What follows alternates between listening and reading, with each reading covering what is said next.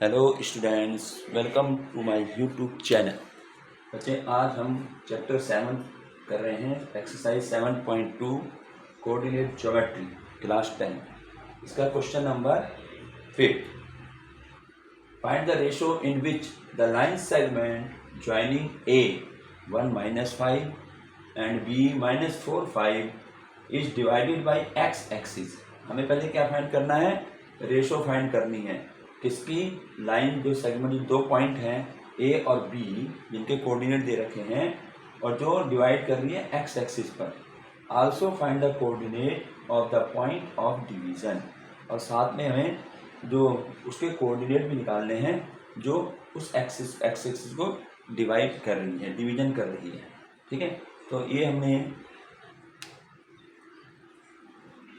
हमारी जैसे ये लाइन है ए बी, इसमें ए और बी दे रखा है, ए बी, और इसके कोऑर्डिनेट है 1-5 और बी के हैं -4 और 5। ये दिए कोऑर्डिनेट।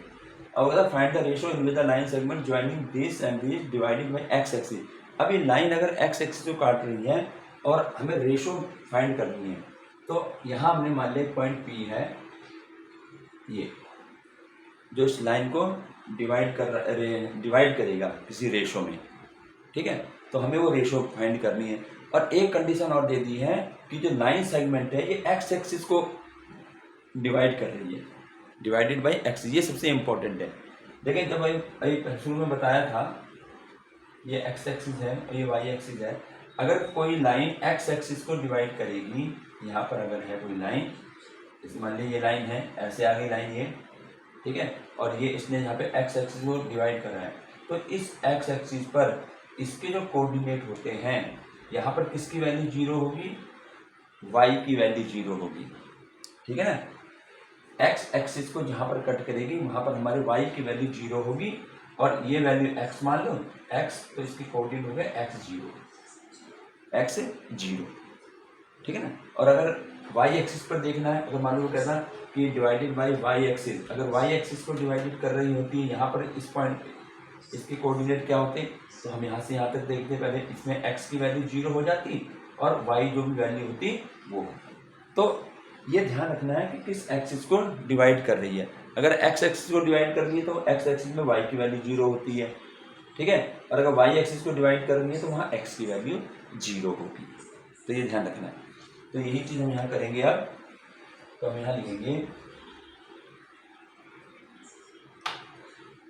तो यानी ये लाइन जो है ये एक्स एक्सिस को डिवाइड कर रही है, तो इसमें इस पी के कोऑर्डिनेट क्या हो गए? एक्स और 0। ये हो गए इसके कोऑर्डिनेट। ठीक है ना। तो हम यहाँ क्या लिखेंगे? Let point P,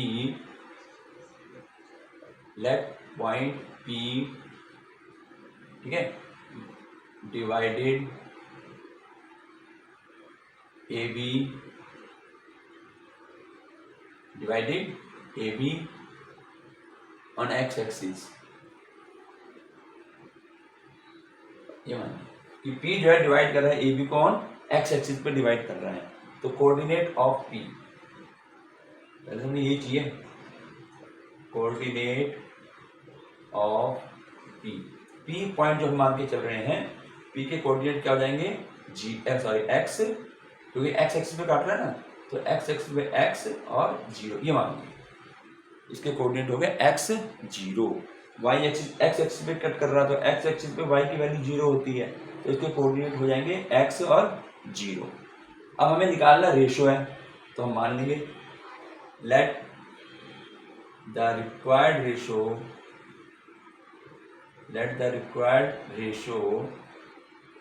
is K/1।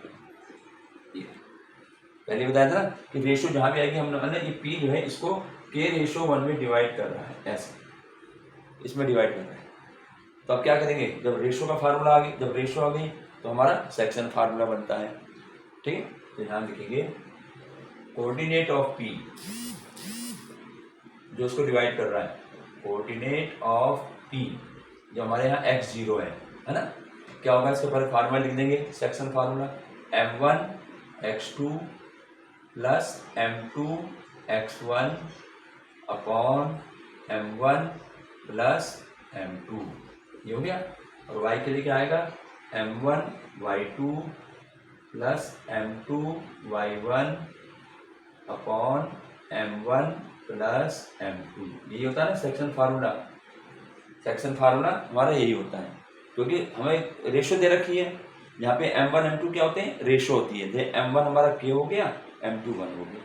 और x1 y1 x2 y2 क्या होते हैं, ये पॉइंट, जो दो पॉइंट है ना जिनको ज्वाइन करके हमारा लाइन सेगमेंट बनता है।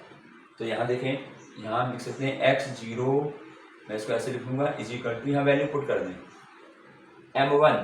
m1 हमारा k है, तो k मल्टीप्लाई बाई x2, इसमें देखो दोनों पॉइंटों में x2 ये रहा -4 प्लस m2 क्या होगा 1, जो रेशो होती है वो m1 m2 होता है। तो 1 मल्टीप्लाई बाई x1 क्या होगा इसमें, ये रहा 1 अपॉन m1 प्लस m1 ये रहा, m2 ये रहा, k प्लस 1, ठीक है। ये इस तरीके से आ जाएगा, आ रहा है। अब इसके बाद इसमें ले लो m1 कितना है k, तो k मल्टीप्लाई बाई y2 ये रहा 5, x1 y1 पता है, x1 y1 x2 y2 जो पॉइंट दे रखे होते हैं, प्लस m2 हमारा 1 है, मल्टीप्लाई y1 ये रहा -5 अपॉन k प्लस 1। ये हमने यहाँ इसका जो हमारा सेक्शन फार्मूला उसको अप्लाई कर दिया यहाँ पर, ठीक है। अब देखें इसके आगे कैसे करेंगे, यहाँ पर यहाँ तक। तो देखें ये x0 हो गया, ये तो x0 है जो पॉइंट हमारा है, इसको सॉल्व करो, -4k plus 1 upon k plus 1, ऐसे y के लिए क्या होगा 5k minus 5 upon k plus 1, ये आ गया। अब देखिए यहाँ पर हमारे पास हमें k की वैल्यू निकालनी है रेशो के लिए। तो यहाँ पर k की वैल्यू, अब मैंने पहले बताया था कि ये इसका x है, ये y है, इसी टर्म होता है ना, ये रहा x, ये रहा y, ये रहा, ठीक। तो यानी इसका जो x है वो इसके इक्वल है, और इसका जो y है वो इसके इक्वल है। अब क्योंकि हमें k की वैल्यू निकालनी है, तो बच्चे यहाँ पर हमारे पास x तो हमें मालूम नहीं है, अभी हमें ये मालूम है 0 है, तो 0 किसकी वैल्यू y की है, तो y वाला कौन सा है, ये है, तो मैं इसको इक्वल टू 0 रखूंगा, ठीक है। उससे हमें k मिलेगा, तो हम क्या लिखेंगे 5k minus 5 upon k plus 1 is equal to 0। ये समझा कि 0 कहाँ से आया, ये रहा 0, ये x है, ये y है, तो y का हमने ये y का टर्म ये है ना, ये इक्वल टू 0।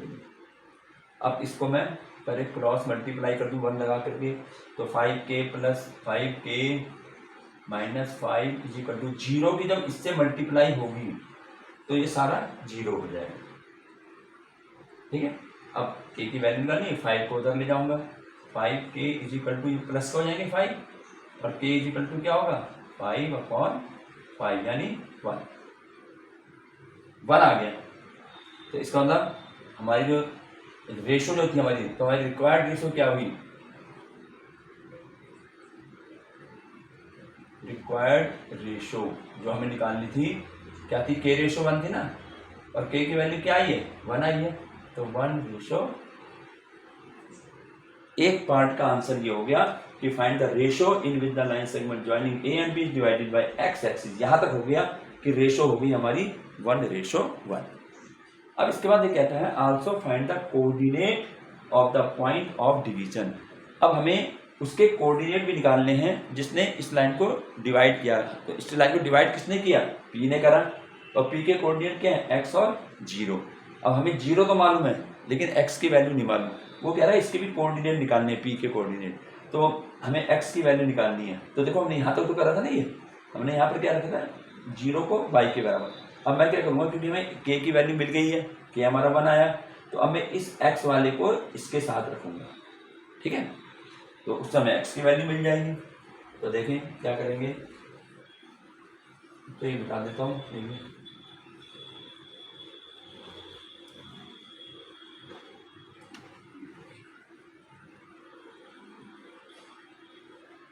अब मैं यहाँ से लूँगा, जैसे ये था ना x0 तो हमने यहाँ से y इक्वल टू 0 रखा था, अब मैं इसी को x के बराबर रख दूंगा।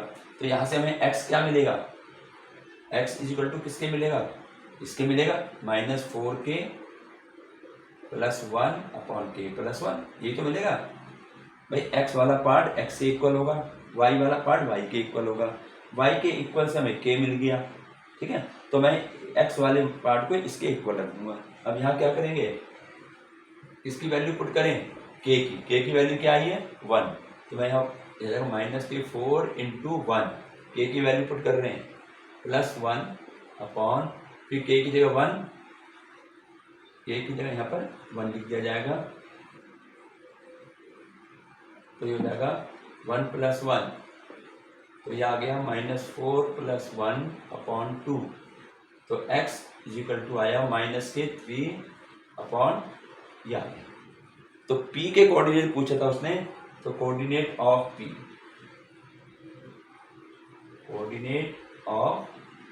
क्योंकि p हमारा डिवाइड कर रहा है उसको, क्या माना था हमने, p के कोऑर्डिनेट क्या माने थे, x और 0, और x की वैल्यू कितनी आई है -3/2, तो -3/2 और 0, ये इसका आंसर है, ये आंसर होगा इसका। तो हमने रेशो भी निकाल ली, और उस पॉइंट के जो पॉइंट P था उसके कोऑर्डिनेट हमने x0 माना था ना, तो इसमें मैंने x की वैल्यू पुट कर दी, 0 का 0 रह गया। ये हमारा क्वेश्चन नंबर 5 था।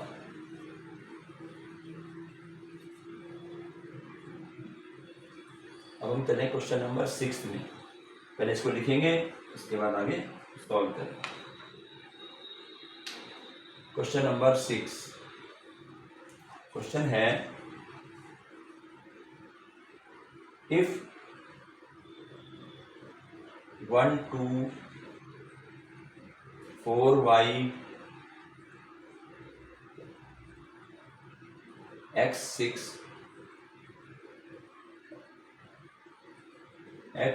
and 3 5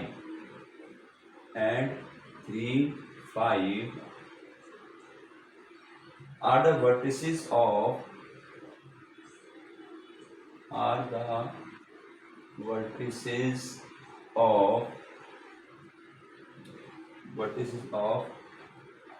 parallelogram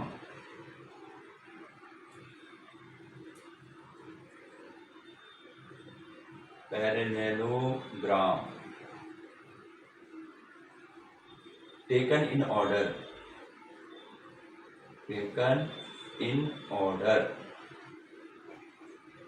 find x and y,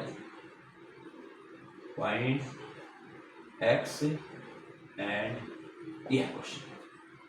अब देखो इस क्वेश्चन को, ये कहता है कि if 1 2 4y x6 and 3 5 are the vertices of a parallelogram taken in that order, यानी इनको इसी ऑर्डर में हमें लेना है। तो हमें x और y की हमें वैल्यू फाइंड करनी है। तो देखिए किस तरह से करेंगे इसको। ये हमारे पास देखिए इसका सॉल्यूशन, पैरेललोग्राम है। तो बच्चे हमें जानते हैं कि पैरेललोग्राम के जो डायगोनल्स होते हैं वो बाइसेक्ट करते हैं ईच अदर, ठीक है ना। यहाँ मैं लिख देता हूँ डायगोनल ऑफ पैरेललोग्राम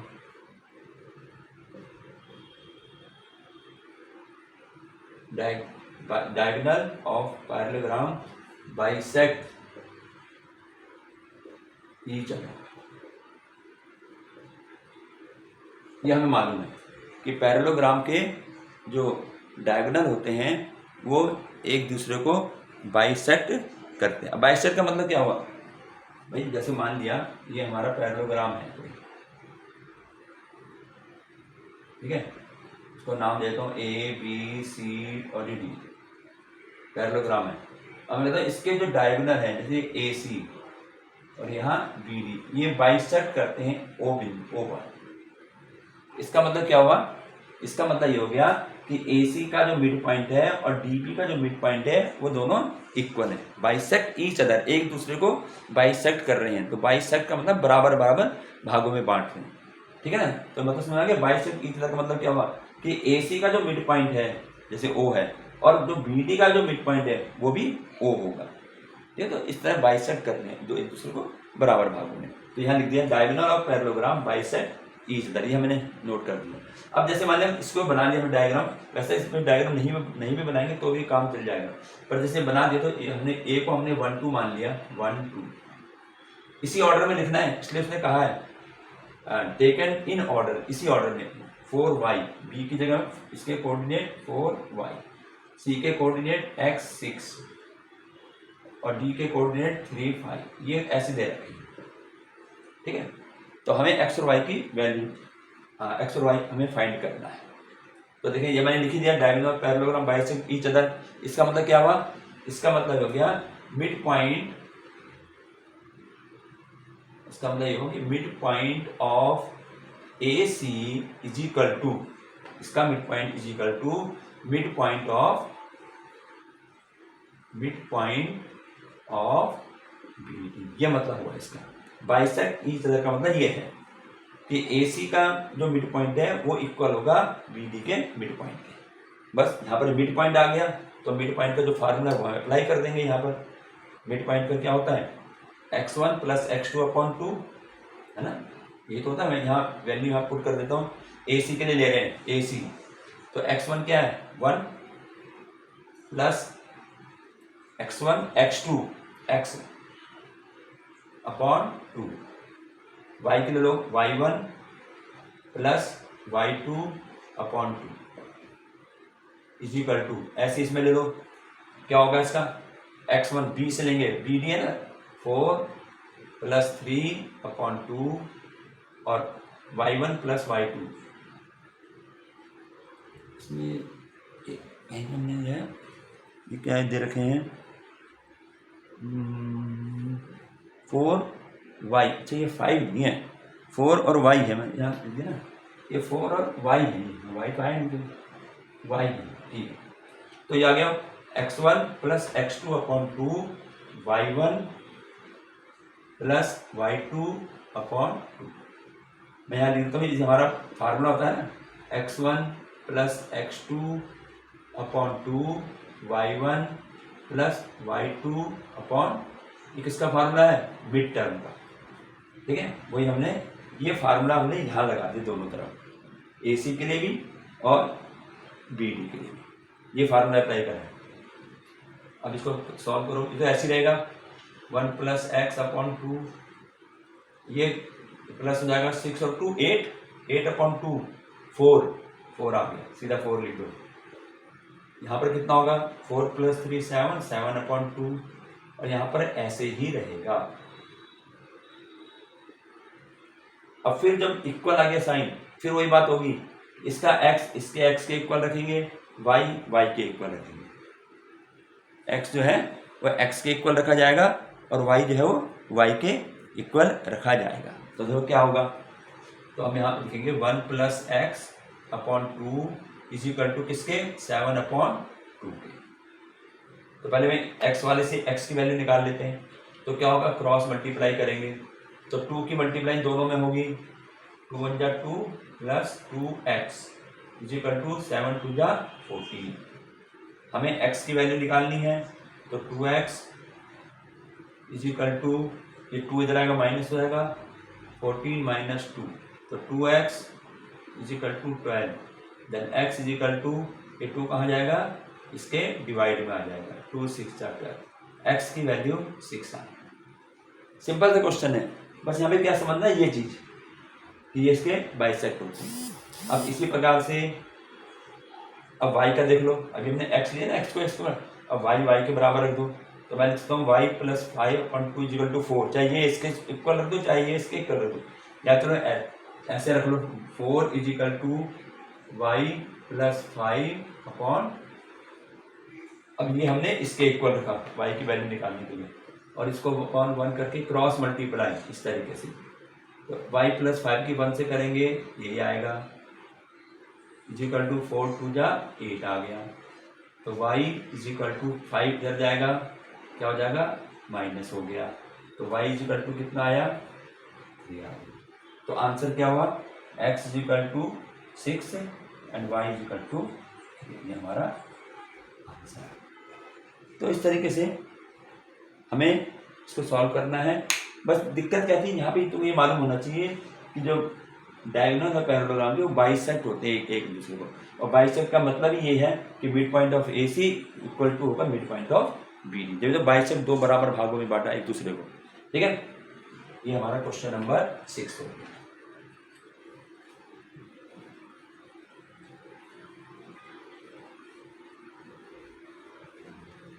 अब हम आगे बढ़ते हैं और क्वेश्चन नंबर 7, ज़्यादा मुश्किल एक्सरसाइज नहीं है बच्चे, मुश्किल एक्सरसाइज नहीं सर। क्वेश्चन नंबर 7 क्वेश्चन है, find the coordinate of A point A. Find the coordinates, find the coordinates of a point A, of a point A where AB is the diameter, where AB is the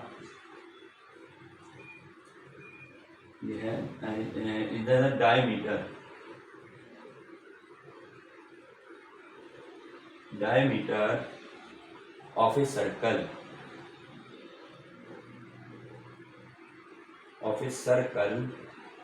whose center is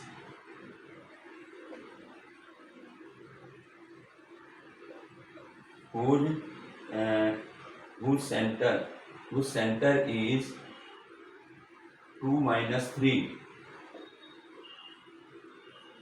and B is 1 4 and B is 1 4। ये है question. अब देखिए ध्यान से, find the coordinates of A point A, यानी वो कह रहा है उस ए पॉइंट के हमें कोऑर्डिनेट निकालने हैं where A B is the diameter of a circle. A B जो है वो डायमीटर है सर्कल का, और उसका सेंटर दे दिया इसने 2 minus 3, और जो पॉइंट बी है वो 1 4 दे दिया। तो हमें क्या निकालना है, ए के कोऑर्डिनेट। अब देखो समझ लो, एक सर्कल है जैसे बता रहा है उसके अनुसार, देखो ये हमारा सर्कल है, इसका ये पॉइंट सेंटर हमारा ओ है।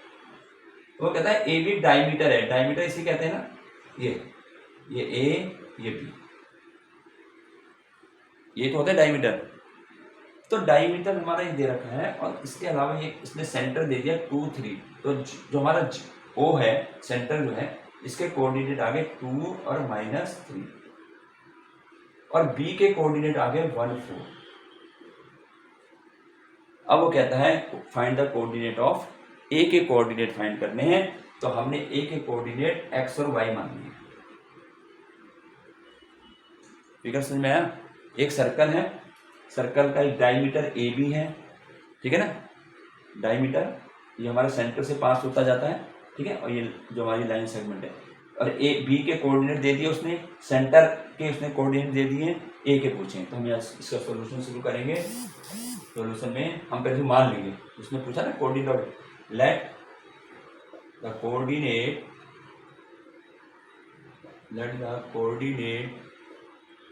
Of A is x y, ये मान के चल दिया एक्स वाई, तो हमें इसी की वैल्यू निकालनी है।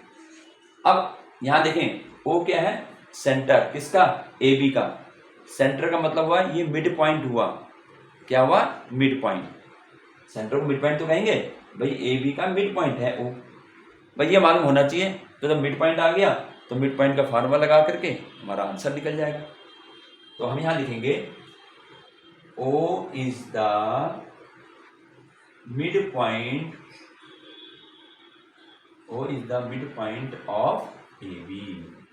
AB है ये हमारी AB का मिड पॉइंट है O।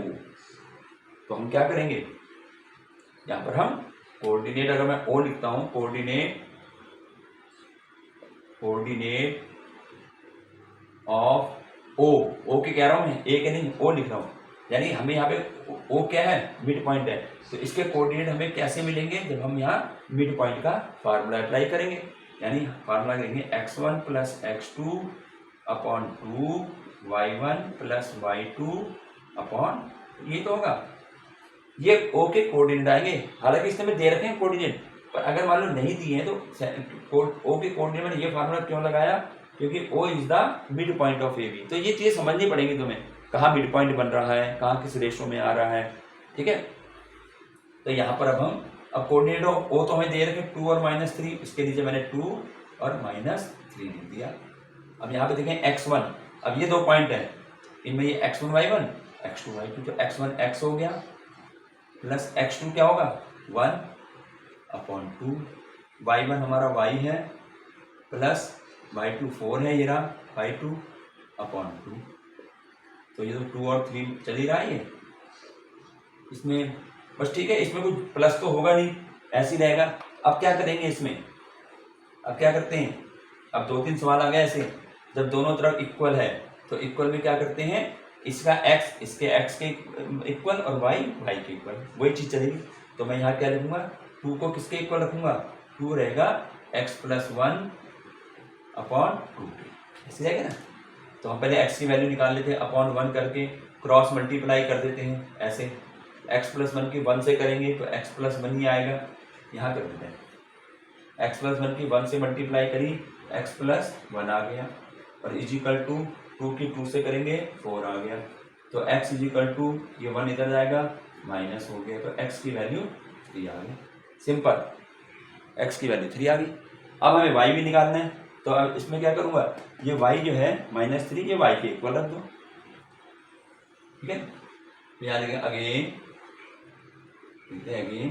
-3 is equal to y plus 4/2, समझ में कहाँ से आए, ये रहा, इसका y इसके y के इक्वल रख, जैसे हमने x को x के इक्वल रखा था ना, उससे x निकला, अब y को y के इक्वल रख दिया, इससे निकला, इसके फिर हमने क्रॉस मल्टीप्लाई कर दो इस तरीके से, y की पहले करो, y प्लस 4 1 से करो ये आएगा, और -6 आ गया, 3/6।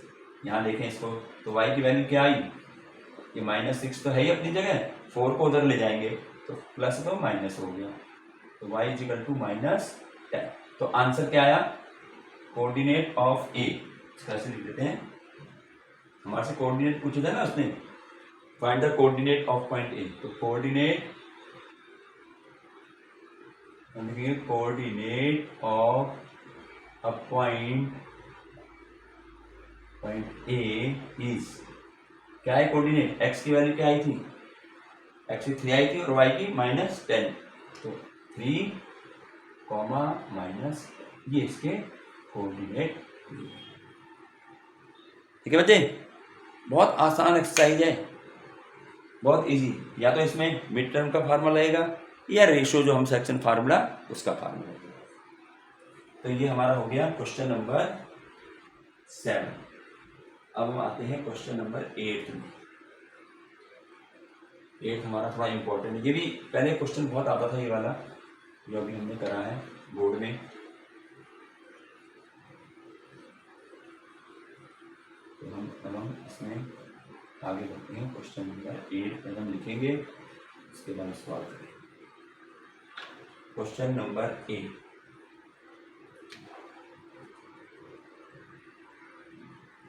क्वेश्चन है, if A and B are,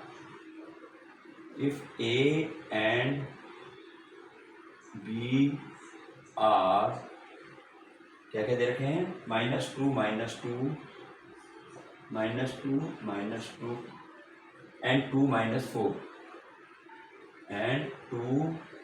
-4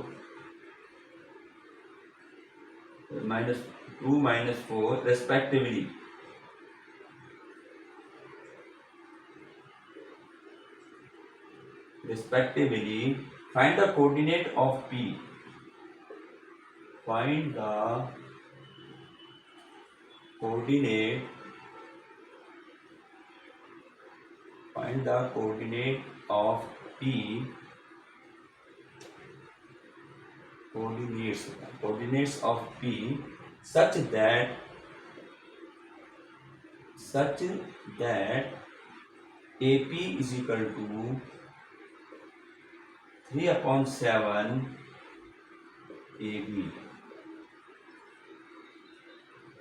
and P lies on the line segment AB and P lies on the line segment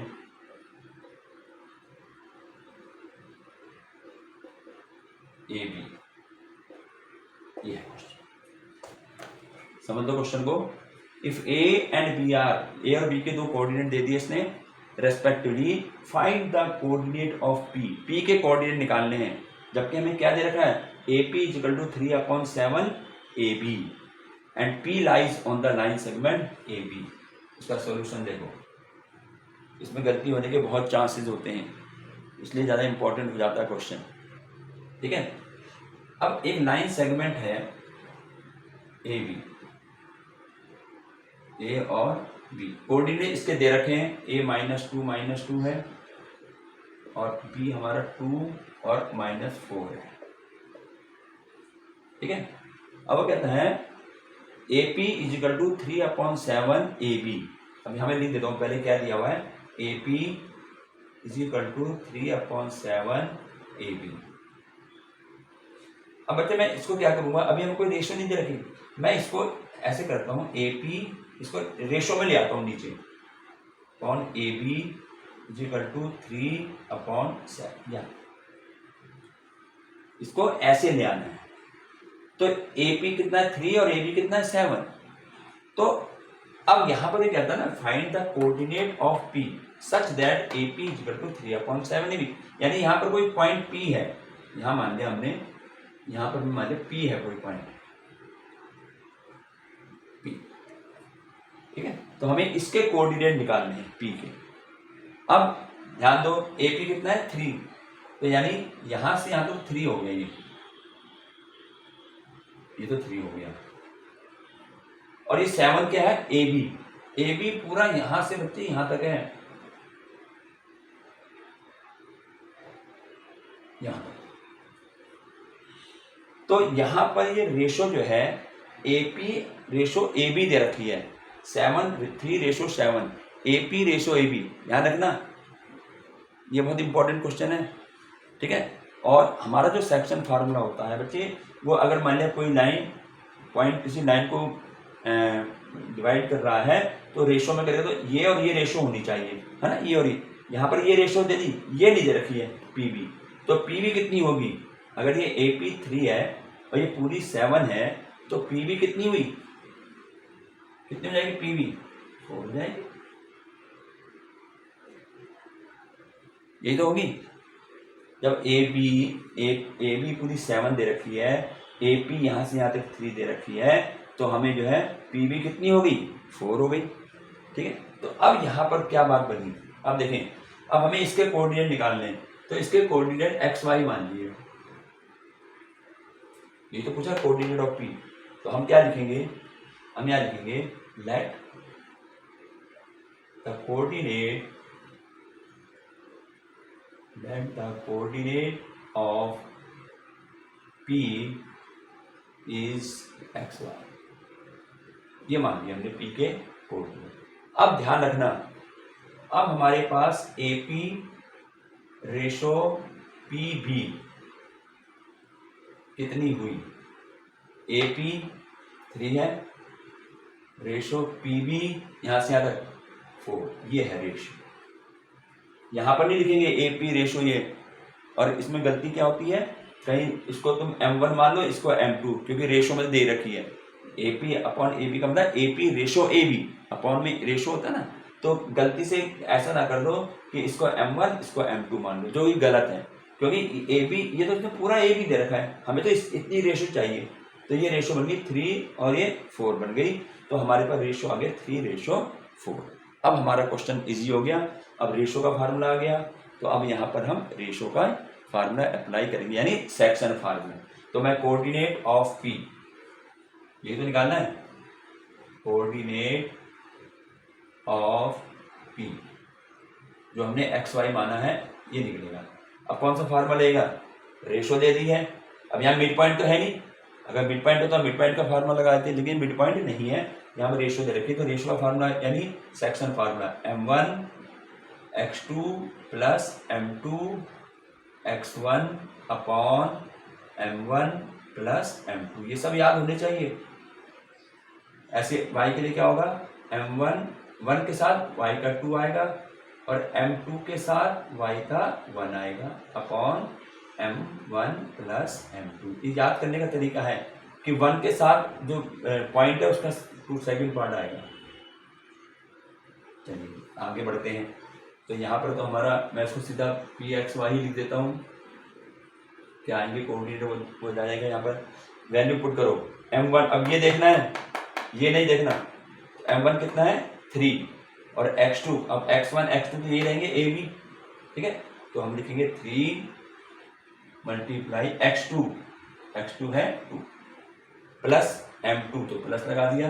अब m2 कितना है, ये रहा 4, रेशो जो आ रखी है 4 मल्टीप्लाई बाई x1 कितना है -2 upon m1 plus m2 3 plus 4, ऐसी y का लिखो m1 3 multiply by y2 -4 plus m2 4 है ना, और y1 -2 मल्टीप्लाई -2, इस तरह से लिख लेना अपॉन 3 प्लस 4, इसको लिख देते हैं। तो ये आ गया 3 2 जा 6 और ये प्लस माइनस माइनस 8 अपॉन 7, तो यहाँ देखो 3 4 जा 12 माइनस के 12 और ये प्लस है, फिर प्लस माइनस, इसको जरा सही से यहाँ पर थोड़ी जगह इससे मैं यहाँ लिख देता हूँ दोबारा। ये है हमारा 4 मल्टीप्लाई -2, ये ठीक है ना, y1 तो कितना हो गया माइनस के 12 और ये प्लस माइनस माइनस माइनस का 8 अपॉन 7, तो कोऑर्डिनेट क्या आ गए -2 अपॉन 7 और ये कितना हो गया माइनस के 20 अपॉन 7। तो ये इसने पूछा था वहाँ से कोऑर्डिनेट ऑफ पी, तो आप चाहे लास्ट में इसको लिख सकते हैं, पूरा ऐसे लिख देंगे coordinates of P is -2 upon 7 -20 upon 7, ये हमारा आंसर। ये इंपॉर्टेंट है, ये भी क्यों इंपॉर्टेंट है, क्योंकि यहाँ पर गलती हो जाती है बच्चे से, यहाँ पे पहले इसको रेशो बना लो, नीचे ले आओ तो ये अपॉन में आ गया, ठीक है ना। इसका मतलब क्या होता है ए पी अपॉन पी का कि 3:7, लेकिन यहाँ पर अगर तुमने 3 m की जगह 3 और m2 की जगह 7 रख दो तो गलत हो जाएगा, क्योंकि 7 फिगर में देखो 7 ए बी दे रखा पूरा और ये ए पी 3 है, तो पी भी हमारे पास 4 आ जाएगा। तो हमें इसका रेशो चाहिए, जो पॉइंट डिवाइड कर रहा है, जिस पॉइंट ने डिवाइड करा है उस पॉइंट ने इस ए बी को किस रेशो में बांटा है ना, वो देखना होता है। ये तो पूरा दे रखा है, इसको डिवाइड का मतलब ही नहीं है, पूरा ए बी है, तो पी ने जब डिवाइड करा है तो पी इसको लाइन को 2 पार्ट में डिवाइड कर रहा है, एक तो ए पी और दूसरा पी बी, तो हमें इन्हीं दोनों की रेशो चाहिए होगी। तो ये हमारे पास क्वेश्चन नंबर 8 हो गया पूरा। चलिए पढ़ते हैं आगे, question number 9।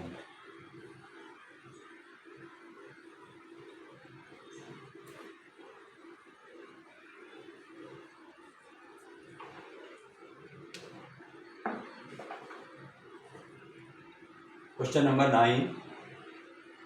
Find the coordinate of the points. Find the coordinates. Find the coordinates of the point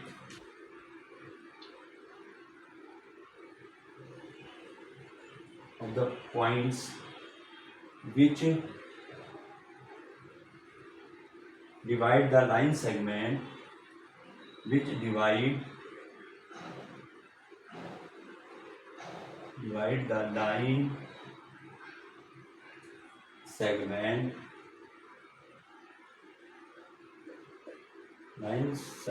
joining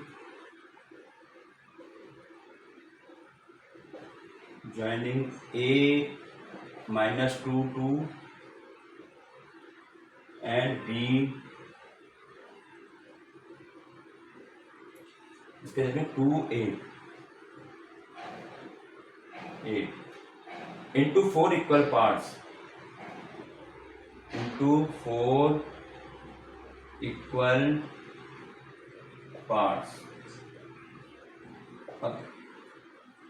अब इस क्वेश्चन को समझो। Find the coordinate of the points which divide the line segment joining A and B into 4 equal parts. 4 बराबर भागों में जो बांट रहा होगा, तो हमें जिन पॉइंटों ने उस लाइन सेगमेंट को 4 भागों में बांटा है, उन पॉइंटों के हमें कोऑर्डिनेट निकालने हैं। सॉल्यूशन देखो इसका, पहले इसका एक बना लेते हैं। वैसे मान लीजिए लाइन है हमारी ए बी, ए और बी। कोऑर्डिनेट क्या दे रखे हैं? -2 और 2 और इसका 2 और 8। ये कोऑर्डिनेट इसके हमें दे रखे हैं। ठीक है, अब इसको 4 इक्वल पार्ट में बांटना है, 4 इक्वल पार्ट्स। तो देखिए मान लिया यहाँ पर एक ये हो गया, 2 3 4, यानी इसको 4 इक्वल पार्टों में बांटने के लिए हमें 3 पॉइंट इसमें लगाने पड़ेंगे। तो हमने ये इसके 3 पॉइंट हैं, ये आ गया इक्वल पार्ट मान लीजिए, यानी मान लो यहाँ से यहाँ तक 1 है, ये भी 1 है, ये भी 1 है, ये भी 1 है, ये मतलब है इसका लेना।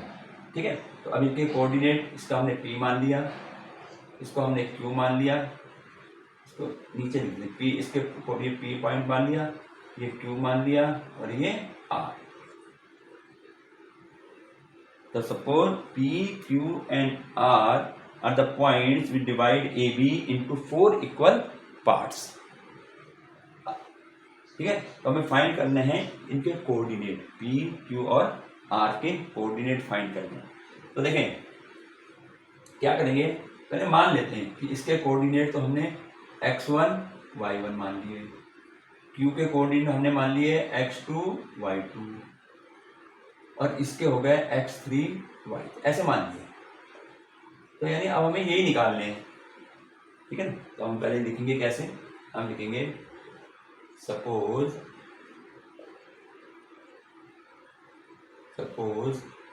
Points P, Q and R, जैसे है ना, sorry suppose points P, Q and R divide line segment AB into 4 equal parts. पहले हमने ये सपोज कर लिया कि ये 3 पॉइंट ऐसे हैं जो इस लाइन को 4 इक्वल पार्ट्स में बांट रहा है। ठीक है, तो अब और हमने इसे कोऑर्डिनेट मान रखे हैं। ठीक है, तो ये भी हम लिख सकते हैं, लेट द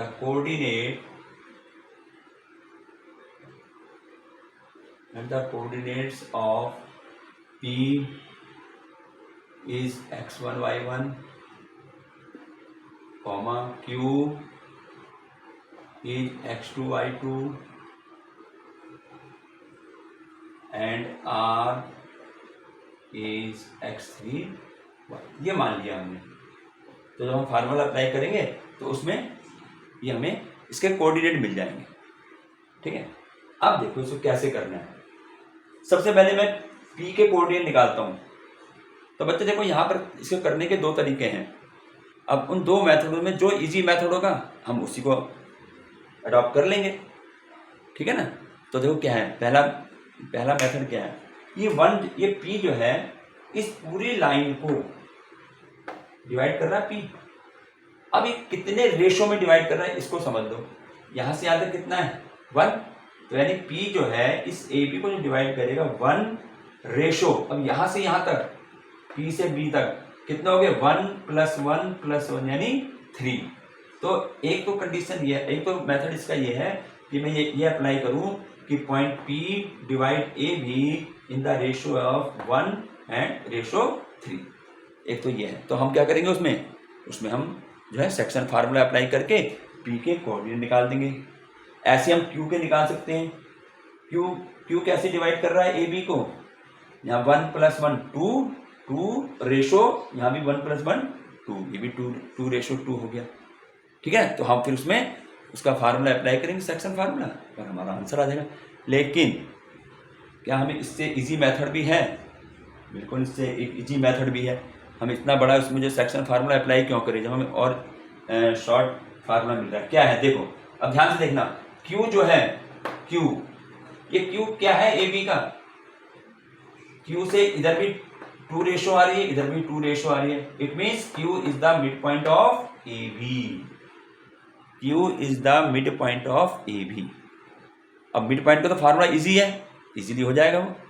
ठीक है ना, तो हम वहां सेक्शन फार्मूले की बजाय यहाँ मिड टर्म फार्मूला अप्लाई करेंगे। ठीक है, हो जाएगा सेक्शन फार्मूले से भी, वो ज़्यादा लेंथी हो जाएगा। तो हम अब यहाँ लिखना पड़ेगा, लेकिन जो भी हम यहाँ करेंगे, हम यहाँ लिखेंगे point Q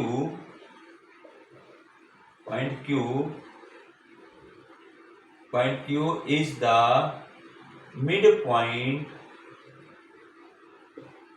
mid point of किसका? A B. क्यू जो है ए बी का मिड पॉइंट है। तो हम पहले कोऑर्डिनेट ऑफ क्यू निकालेंगे। तो कोऑर्डिनेट ऑफ क्यू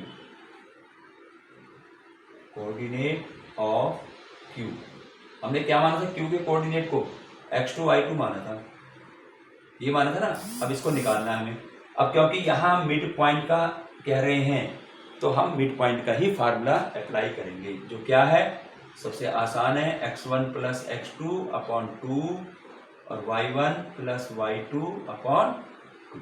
ऐसे देखना है क्वेश्चन, जो जब एक लाइन खींच के ऐसे बना लो, उससे पता लग जाएगा। तो Q is the mid point. अब इसके मिड पॉइंट, तो अब देखो हमें लेना है x1 + x2। किसका मिड पॉइंट है? ये ए बी का। तो A ये रहा, B ये रहा, तो ये हमारा x1 y1 x2 y2। तो x1 कितना? -2 प्लस x2 कितना है? 2। ये तो है ए बी, उसी का तो मिड पॉइंट है, अपॉन 2। y1 2 है, तो 2 + y2 8 अपॉन 2। तो यानी हमारे पास कोऑर्डिनेट ऑफ क्यू, जो हमने एक्स वाई माना था ना, इसके कोऑर्डिनेट आ गए। x2 y2 माना था इसको, इसके कोऑर्डिनेट क्या है? यहाँ देखो -2 और +2 0, 0/0 हो जाएगा 0, और दूसरा क्या आएगा? 8 + 2 10, 10 में 2 से डिवाइड करेंगे 5, 0 5। तो जो हमें कोऑर्डिनेट निकालने थे, हमें किसके कोऑर्डिनेट निकालने? P, Q और R के। हमें Q के मिल गए, Q के कोऑर्डिनेट मिल गए 0 5। मैं यहाँ लिख देता हूँ इसके आगे 0 5। ठीक है, एक कोऑर्डिनेट मिल गया। अब दूसरा कोऑर्डिनेट देखो, अब आ जाओ P में। अब P के आगे रेशो 1 है और P के आगे रेशो 1 है, कहां तक? Q तक। देख लो ना, मैं AQ की बात करूंगा। P जो है, इसके आगे भी 1 पार्ट है, इसके आगे भी 1 पार्ट, यहां तक ही है, पूरा नहीं, यहां तक। इसका मतलब P is the mid point of AQ। अभी मिड पॉइंट बनते चले जाएंगे। तो P किसका मिड पॉइंट है? AQ का मिड पॉइंट। समझ में आया? इससे पहले क्वेश्चन क्या था, जो उसको 3 भागों में बांटता था, वहां पर हम उसको मिड पॉइंट में नहीं निकाल पा रहे थे, है ना। वहां पर हमने सेक्शन फार्मूला लगाया था। तो यहाँ पर हमारे पास P जो हो गया वो AQ का मिड पॉइंट हो गया।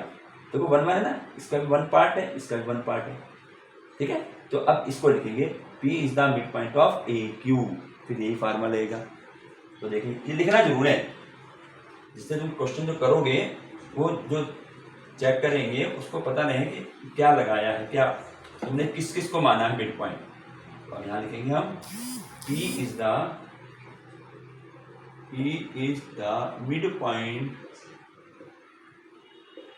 Mid point of AQ।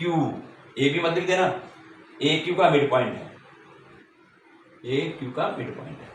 तो यहाँ पर लगी कोऑर्डिनेट ऑफ Q। अब कोऑर्डिनेट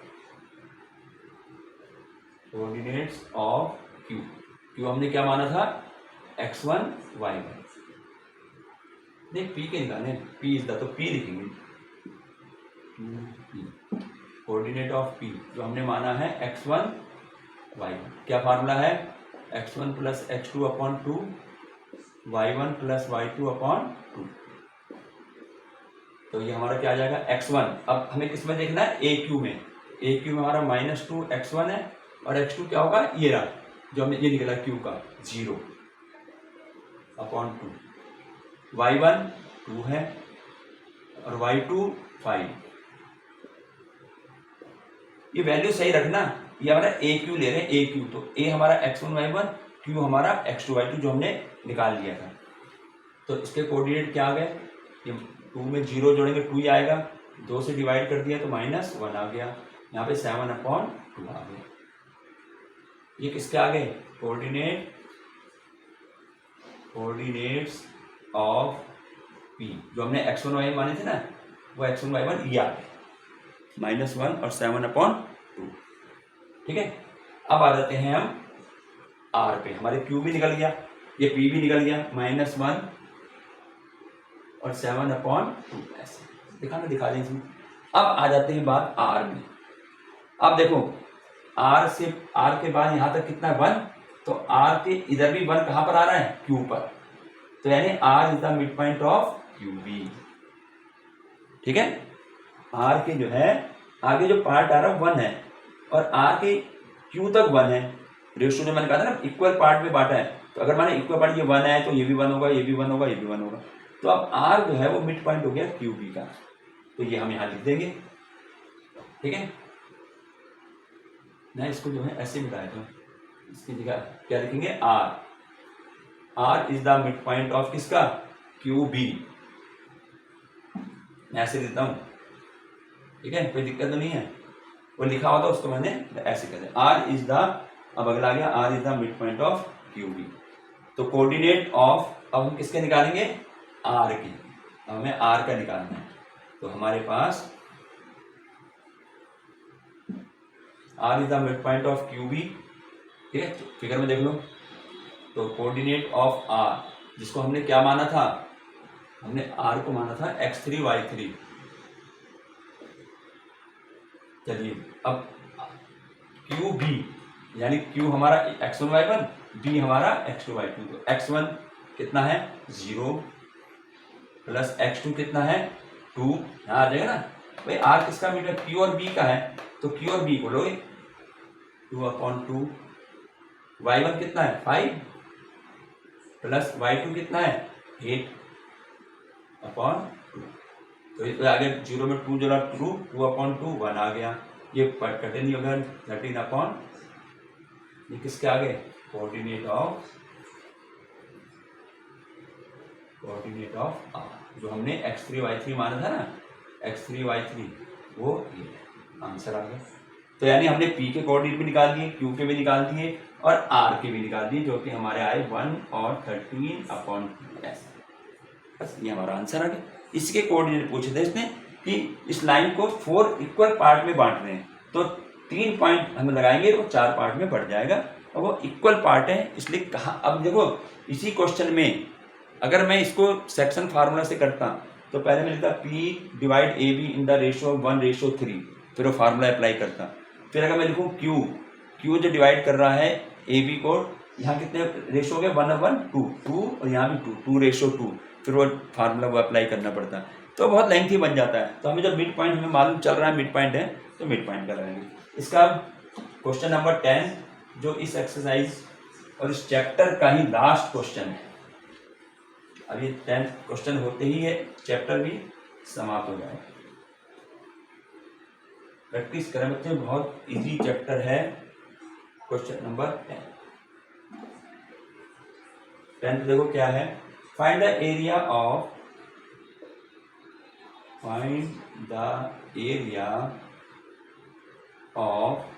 किसका एरिया है, इधर रोम्बस है।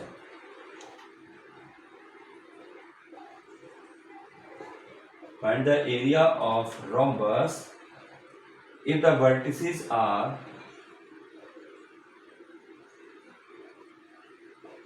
If the vertices are, vertices क्या है, रोम्बस का हमें एरिया निकालना है 3 0 3 0 4 5 -1 4 and -2 -1 and -2 -1 taken in order, taken in order.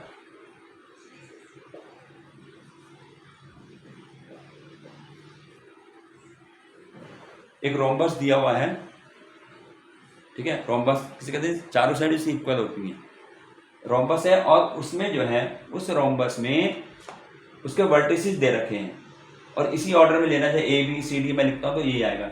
हमें एरिया फाइंड करना है, एरिया, तो एरिया ऑफ रोम्बस, ये एरिया ऑफ रोम्बस जो होता है इसका फार्मूला है 1/2 product of diagonals, product of इसका ये इसमें से हिंट दे रखा है लेकिन एग्जाम में हिंट वगैरह कुछ नहीं आएगा, वो तुम्हें फार्मूला याद होना चाहिए।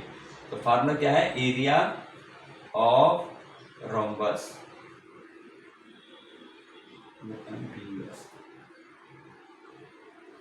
ये होता है 1/2 इंटू प्रोडक्ट ऑफ डायगोनल्स,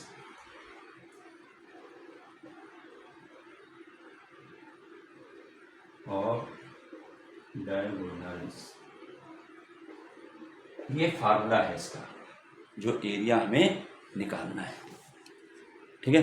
तो हमें इसमें हमें क्या चाहिए, हमें चाहिए इसमें इसके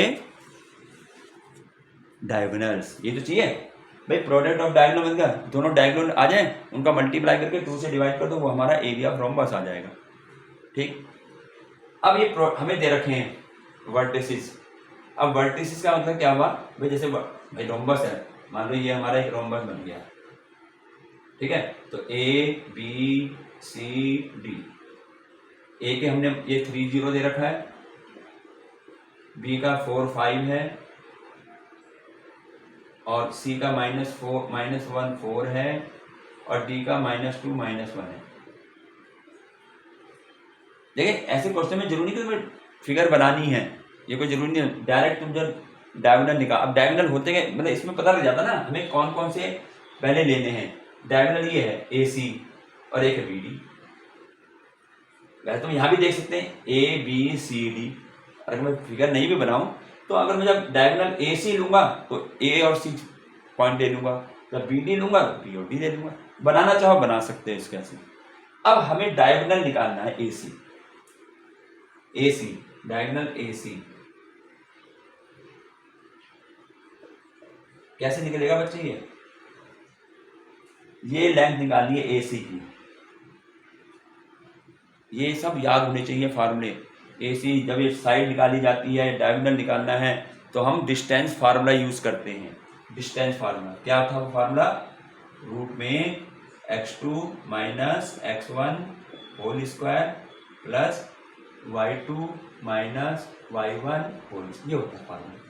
डायगोनल निकालना है, किसी की साइडें निकालनी है, उसमें सब जो है इसी का फार्मूला यूज है।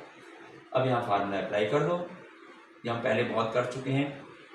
किसका निकालना है, ए सी का, तो ध्यान रखना ए ये रहा और सी ये रहा, तो ए x1 y1 x2 y1, ठीक है। तो यहाँ पे लिखा है x2, तो x2 हमारा सी में आएगा, जैसे लिखते हैं ना ए सी, तो ये x1 y1 हो गया, सी हमारा x2 y2, तो x2 -1 माइनस x1 ए में आ जाओ 3 क्योंकि ए ले रहे हैं और इसका होल स्क्वायर प्लस y2 ये रहेगा 4 माइनस y1 0 होल स्क्वायर, तो यह आ जाएगा रूट में -4 हो गया इसका होल स्क्वायर और ये भी 4 का होल स्क्वायर, तो कितना हो गया 4 का, ये भी 16 होता है प्लस के और ये भी 16 होता है, तो यानी ए सी हमारी कितनी आई डायगोनल, रूट 32, ठीक है। इसका क्या बनेगा 4√2 unit,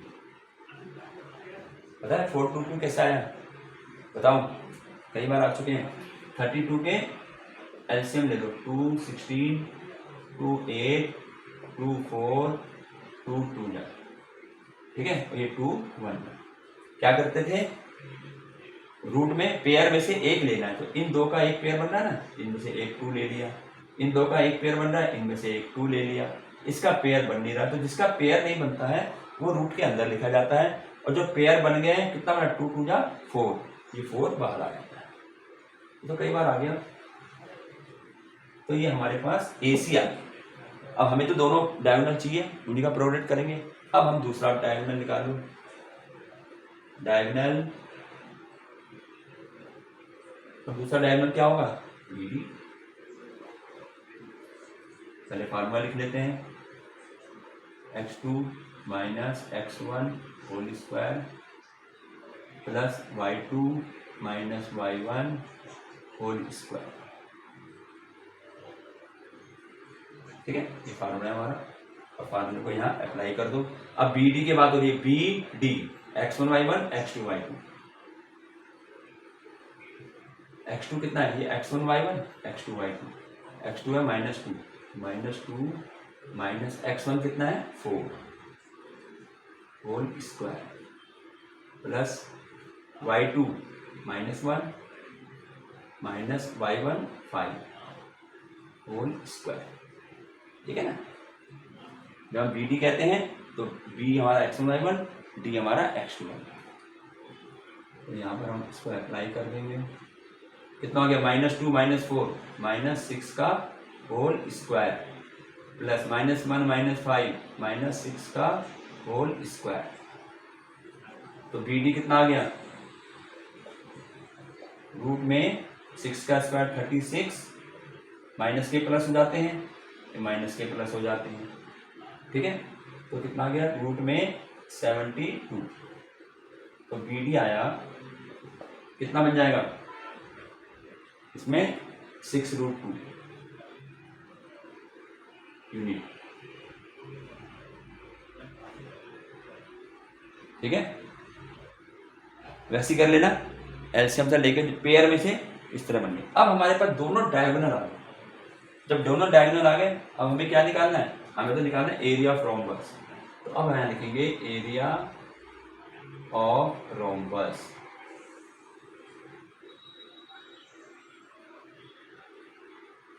is equal to 1/2 into, ये लिखा ना फार्मूला, प्रोडक्ट ऑफ डायगोनल, दोनों डायगोनल का प्रोडक्ट, एक डायगोनल कितना है 4√2, तो 4√2 मल्टीप्लाई 6√2, ये तो है दोनों का product, area of rhombus is, ये फार्मूला लिखा हुआ है, ये लिखा है दोनों का प्रोडक्ट कर दो, 2 से डिवाइड कर दो। अब देखें, ये यहाँ पर 2 से मैं इसको कैंसिल कर सकता हूँ 2 टाइम्स, तो ये आ गया 2√2 इंटू 6√2। कैसे करते हैं मल्टीप्लाई इसकी, रूट वाले की, बिना जो रूट में रूट की रूट से करेंगे और विदाउट रूट की विदाउट रूट से, तो 6 2 जा 12 तो आ गया विदाउट रूट वाले, इंटू √2 की √2 से करेंगे, कितना रहेगा 2, √2 की √2 से करते हैं भाई, √2 की √2 से करूँगा तो वैसे तो √4 आएगा, और 4 का रूट कितना होता है 2, तो सीधा 2 लिख देंगे। तो हमारे पास एरिया आ गया 24 स्क्वायर, स्क्वायर में होता है ना यूनिट्स, ये हमारा आंसर। तो बच्चे ये क्वेश्चन एरिया ऑफ रोम्बस का है, बस इसमें क्या है, बस ये फार्मूला याद होना चाहिए। फार्मूला अगर याद है तो ये, अब डायगोनल निकालने हैं, डायगोनल हम पहले कर चुके हैं, कोई भी साइड निकालनी हो या हमें परपेंडिकुलर निकालने हैं या हमें जो है डायगोनल निकालने हैं, इन सब में जो है हम लगाते हैं डिस्टेंस फार्मूला, जो हम पहले पढ़ चुके। तो ये हमारी जो है एक्सरसाइज 7.2 ये हमारी समाप्त हो गई, और इसके साथ ही चैप्टर जो 7 था ये भी कंप्लीट हो गया। तो बच्चे उम्मीद है समझ में आ गया होगा, अगर समझ में आ गया है तो इसको लाइक करें, शेयर करें और कमेंट्स भी अपने ज़रूर दें। Thank you.